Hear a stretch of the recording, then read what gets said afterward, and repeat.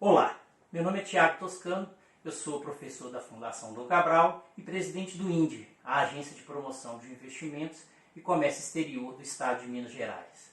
O objetivo desse vídeo é compartilhar um pouco das minhas experiências como membro do Comitê Extraordinário de Combate aos Impactos Econômicos, Financeiros e Fiscais que a pandemia provocada pelo Covid-19 tem causado não só na economia mundial, mas no nosso caso aqui, principalmente na minha experiência dentro do governo do Estado de Minas Gerais.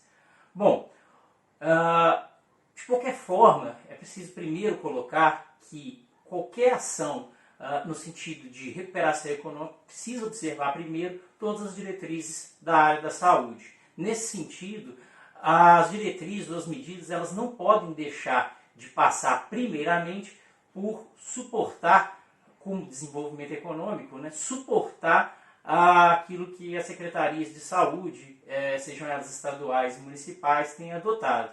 E ela passa por algumas medidas. A gente sabe, todo mundo sabe, que um dos objetivos do isolamento social é permitir o achatamento da curva e que o número de infectados se distribua ao longo do tempo, porque a capacidade de atendimento da rede hospitalar é muito pequena. Então a primeira coisa que a gente tem que fazer, depois do isolamento social, é ajudar as secretarias estaduais de saúde, os órgãos locais de saúde, a estabelecer unidades adicionais, hospitais de campanha ou unidades de leitos adicionais, porque isso permite com que o achatamento da curva seja menor, trazido pela maior disponibilidade de leitos.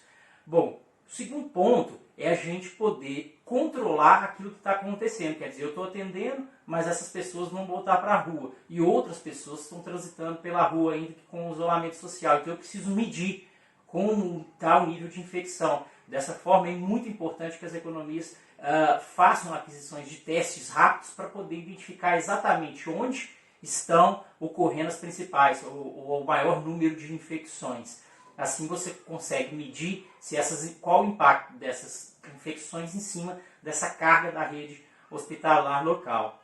Outro ponto importante que pode ser feito é a adoção de tecnologias para você poder medir por meio de câmeras térmicas possíveis infectados. Essas câmeras térmicas foram adotadas em países que tiveram sucesso no combate ao Covid, como por exemplo a Coreia do Sul, e ela localmente na rua, você, pelo calor captado pela câmera, consegue identificar possíveis infectados. Você identifica possíveis infectados, aplica os testes rápidos, sabe se está ou se não está infectado, se isso vai para a rede ou não vai para a rede, qual que é o impacto que isso vai ocasionar lá atrás. Então, é o sistema de desenvolvimento econômico ajudando a saúde a preparar ou a trilhar o caminho para a retomada. E aí sim, com isso tudo estabelecido, a gente pode então tomar as medidas econômicas que vão suportar essa recuperação e a volta das atividades dos serviços para a economia. E nesse sentido, existem aí, eu diria, pelo menos três grandes vertentes que poderiam ser adotadas.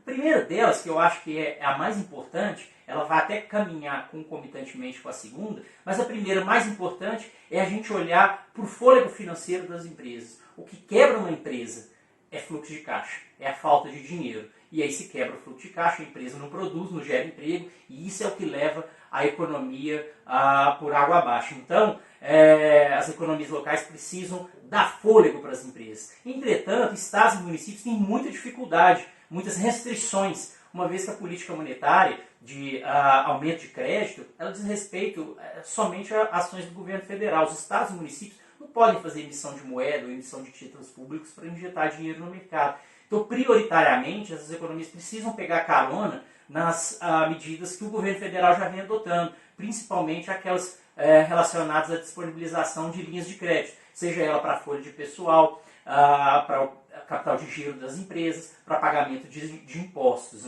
Por quê? Porque o governo federal disponibiliza, mas existe uma restrição muito grande, inclusive de agilidade, para que as empresas possam acessar essas linhas. Então é muito importante que as economias locais ajudem, principalmente por meio de informação, se de um lado captando novas linhas de financiamento com o governo federal, por outro ajudando as empresas a acessar o mercado financeiro, saber se essas linhas já estão operacionais ou não.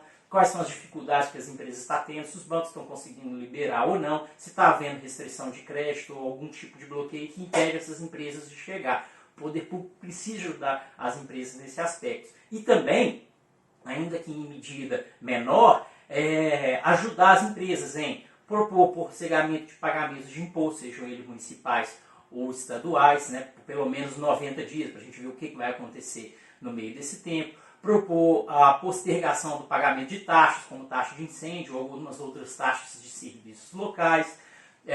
A suspensão das cobranças administrativas no Conselho de Contribuintes, né, ou abertura de novos atos de cobrança. Quer dizer, uma série de medidas, sejam elas administrativas ou fiscais, que permitem às empresas postergar os seus compromissos junto a estados, fornecedores, né, e a própria folha de pessoal, para que essa empresa tenha fôlego e possa respirar durante essa crise e depois ela continue existindo e esteja pronta para fazer a retomada.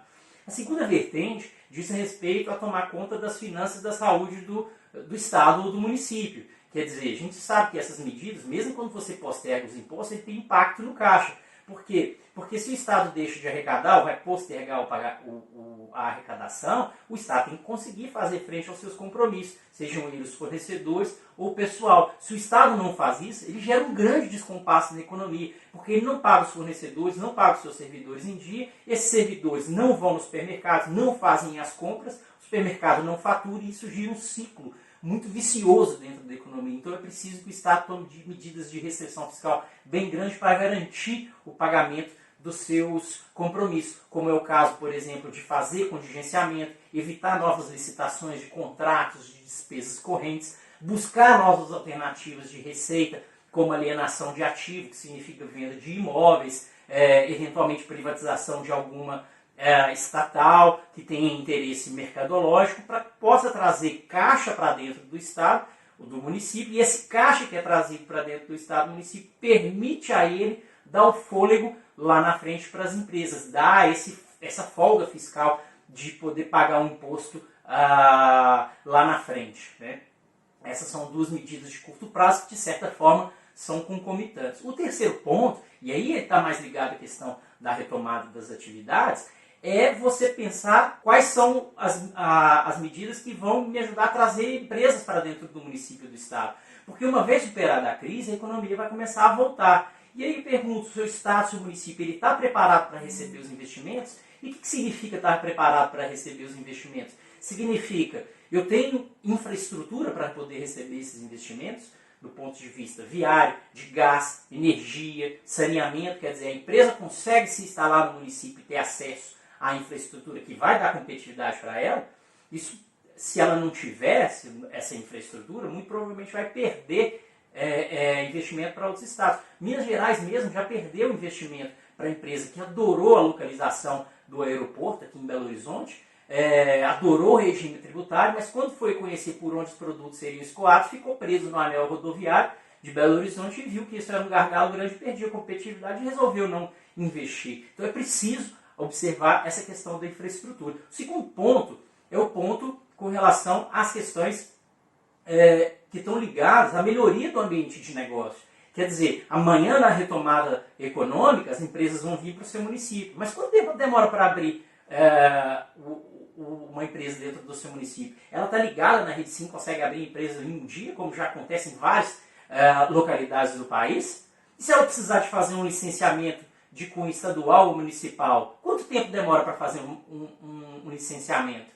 Tem casos, por exemplo, na Prefeitura de Vitória, que eu mesmo tomei conhecimento, que o licenciamento urbanístico demorou 5 anos para acontecer. Como isso pode ser possível? Como isso vai ajudar na retomada econômica? É impossível. Então a gente precisa melhorar o ambiente de negócios para que os investimentos aconteçam sem que o próprio Estado coloque obstáculos para que ele venha a ser implantado. Esse é o segundo ponto. E o terceiro está ligado muito à questão da prontidão da mão de obra. Quer dizer, Minas Gerais, por exemplo, tem recebido aqui em Belo Horizonte muitos investimentos no setor aeroespacial, porque forma na sua Universidade Federal 50% dos engenheiros aeronáuticos. Quer dizer, a mão de obra do seu município, do seu estado, está preparada para receber os investimentos que agregam valor de setores que são importantes, como ciências da vida, biotecnologia, eletroeletrônico, aeroespacial. São setores que recebem investimentos, agregam mão de obra traz qualificação, né, empregos qualificados. Se o município está preparado para isso, precisa pensar nisso, porque senão vai perder para outros municípios e continuar atraindo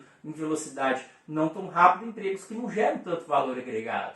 O último ponto, que está relacionado também a essa questão da atratividade, é o fato de que as empresas também escolhem lugares que são bons para viver. Muitas vezes o dono da empresa ele vai mudar de cidade. Sua cidade é boa para viver? Como é que são os serviços que são prestados lá? Tem bons hospitais, tem boas escolas, boas habitações, atividades de lazer, de esporte? Qual é a capacidade do seu município, do seu estado de oferecer esses serviços que são públicos e privados para que a gente tenha uma qualidade de vida boa, né? Hoje, por exemplo, a gente sabe que em detrimento da violência que se estabeleceu ali em Rio de Janeiro e região metropolitana, muitas empresas de logística não vão para lá, porque vão ter as suas cargas roubadas, né? Então ali já não está preparado para receber investimentos desse setor.